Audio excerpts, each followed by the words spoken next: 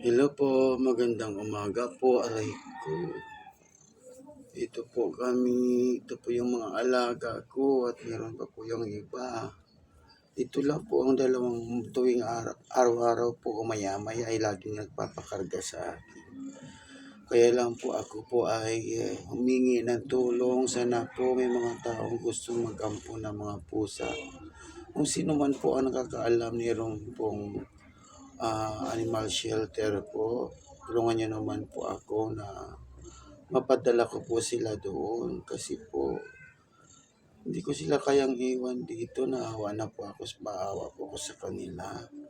Ako po kasi ay may katarata, dalawang mata po. Halos hindi na po ako nakakakita. Kumbaga, may aninag pero kahit pa paano malinaw-linaw pa po siya ng konti.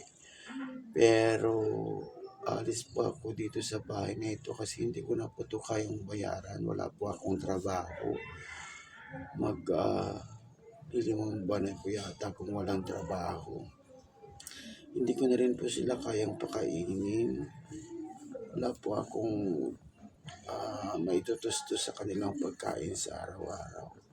Kaya kung sino man po nakakilala o nakakaalam kung sino gustong mag-ampo ng mga pusa or meron po nakakaalam kung sa may shelter ng mga pusa ay paalam nyo naman po sa akin.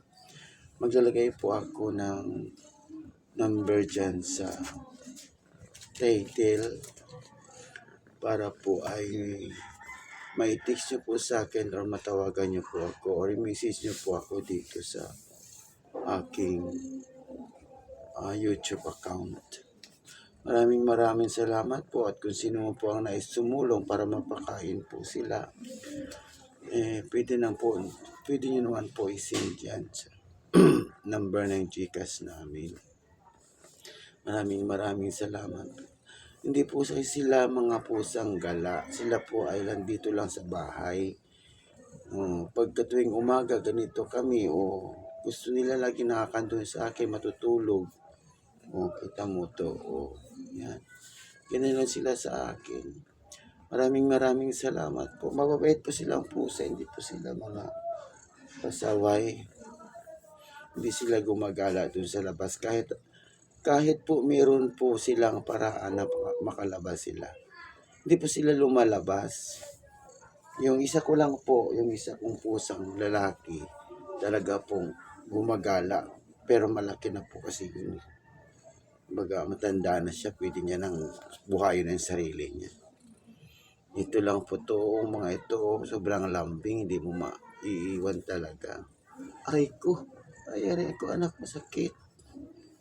Gusto talaga nakayakap o nakakandun sa akin, dalawa na to. Salamat po, bye-bye.